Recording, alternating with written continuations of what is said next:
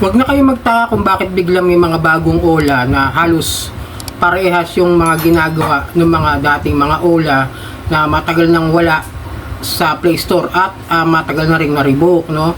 Noong last year nga, no, may mga na-revoke na OLA na kung saan isa sa mga pinakamalulupit, pinakamalalakas mangharas yung Populous Lending.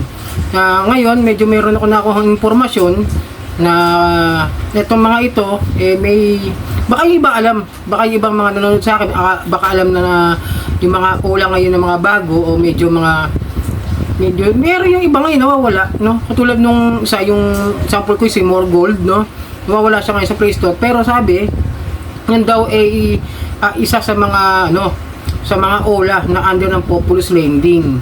So simulan natin to pag-usapan. Alright, welcome back mga ka-Johnny. Ito ang inyong lingkod, ka-Johnny ng Janitor TV. Ito ang Johnny Depp, usapang utang, usapang OLA. So, bago ang lahat mga ka-Johnny, maglalambing lang po ako sa inyo na paki-follow na lang po yung aking mga Facebook at TikTok at yung aking YouTube channel. Paki-like na rin po, share, hit nyo na yung notification bell at para updated po kayo sa mga videos na ginagawa natin dito. Pasensya na kung may rin kayo, may basketball kasi. So yun, no, yung Populous Lending last year, na-revoke na yan. Last year, bago siya na-revoke, nagkaroon muna siya ng permanent cease and desist order na kung saan yung CDO na yon, yung cease and desist order is pinagbabawalan silang gumawa ng mga illegal na activity. Kumbaga, yun lang naman ang pinopoint out ng cease and desist order na hindi sila pwedeng gumawa sa mga paglabag sa unfair debt collection practices.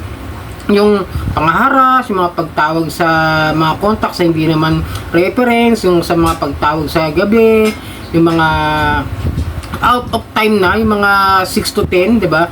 Yung mga alas 12, alauna, ganyan. Tapos yung mga pagte-text na mga kung ano-ano, yan. Yung mga pangharas, yung mga pagbabanta, yung mga pagpo-post, doon sila pinagbawalan. Yun yung cease and desist order na ibinigay kay Populous. Pero after that, yung mga ka-Johnny, na-revoke din siya last year. Pakita ko sa inyo ito. Yan, di ba? Ito naman, no, revoke na, mayroon pa nakalagay na permanent cease and desist order. Yun ang naging sa kanila, naging action ng SEC. Pero ito, yung mga OLA na meron ngayon sa sa Play Store ay yung Pinoy Peso, Peso Hero, tsaka yung More Gold. Yung More Gold, tinignan ko ngayong araw ito, parang nawawala sa Play Store, no? Siguro nga dahil medyo katulad ng iba na nawala sa Play Store, may mga issue na kung saan medyo pinapaayos ng Play Store yung kanilang mga apps para mag-update sila dahil meron silang nakikitang hindi maganda na malware na nakalagay doon sa OLA na ito. Kaya maaaring ito isa sa mga dahilan. Pwede rin maraming nag-report at pwede rin may problema talaga, pero maraming nagreklamo about this More Gold. And then itong ibang kasama niya, si Pinoy Peso at si Peso Hero. And then si Populous Lending Corporation no last year, di ba? Mga talagang tumatak na mga sikat na mga OLA niya, si New Cash at si Peso Pop. Maalala niyo, di ba? Yan, si Peso Pop na ano pa yan na picture pa sa bitag, di ba? Kung maalala niyo, kung way back 3 years ago yata o 2 years ago na picture yan ni Mr. Ben Tulfo. Then si New Cash, may ginawa din ako video dyan na nagpadala ng ambulansya dito sa may bag ng Quezon City. Parang tumawag, tapos sabi meron daw pasyente na kailangan ng tulong. Yun ang ginawa naman nun. Kaya ito, syempre dahil talamak talaga sa harassment ito mga to, wag na kayo magtaka kung bakit ganun din ang ginagawa ng mga ito. Kasi itong sila More Gold, sila Pinoy Peso, tsaka si Peso Hero is iba-iba na yung mga OLA nila, yung mga OLA lending platform na mahawak. Hindi na katulad ng isang company na Populous Lending. Ito naman, parang yata, si Pinoy Peso yata, inclusive ba? Basta something, tatlong company sila. Si Inclusive Credit Lending, si Trip Platinum Lending, tsaka si Super Space PH Lending. Parang si Peso Hero yata si Super Space. Tapos si More Gold parang si Inclusive, no, kung di ako nagkakamali. Baka ano ka. Kasi nakikita sa Play Store kaya di ako makapag-sure kung talaga si More Gold is si Inclusive. Pero by the way, yung pa rin yun. Kasi yung mga agents na yan, sila pa rin yung mga agents ng mga bagong pangalan nila. Kasi ganoon lang naman yan Mara-raid, mara-revoke, masisis and desist order. Hindi ko nagkaroon na ng revocation katulad nung kay Mocha Mocha na hanggang ngayon nandiyan pa rin sa Play Store, nagbabago na rin. Parang katulad kay Robocash. Ngayon si Digi doon na, di ba? Ganun lang gagawin ng mga... Kasi once na ma-revoke sila, once na magkaroon sila ng problema, ibang tao naman yung mag-a-apply. Yeah, siyempre, kunwari ako, na-revoke ako. Tapos ngayon, meron akong kaibigan na pwede mag-apply, na pwede i-file ng application doon sa SEC, siya ngayon yung mag-forward ng mga papeles. Di ganun lang ka-easy. Bibigyan lang niya mga kailangan na dokumento sa SEC para makapag-operate ulit. Ayan lang po yun. Ganun lang kasimple. At hindi natin tignan ng SEC kung legit ba talaga yung mga informasyon na yun. Yun kasi napansin ko no? Kasi kung titignan ko maigi, yung mga address nga na sinasabi dyan, karamihan kasi dyan talaga mga hindi legitimate na address na binibigay ng mga nagpapasa ng mga OLA doon sa SEC. Like nga, example ko sa inyo, yung isang naalaman ko talaga is abandonadong building. Pag pumunta ka naman doon sa isang establishment, pag nagtanong ka kung merong kumpanyang ganyan doon sa establishment na, sasabihin ng guard doon o ng information, sabihin wala pong ganyang klase ng kumpanya dito sa building na ito. Ganun po yung nangyayari. Kaya sabi ko nga, dapat bago sana bigay ng lisensya itong SEC dito sa mga OLA na ito na nag-a-apply, dapat siguro pinupuntahan muna parang tawag doon yung ini-investigate muna nila kung legit ba, pero yun ang style nila wala tayong magagawa.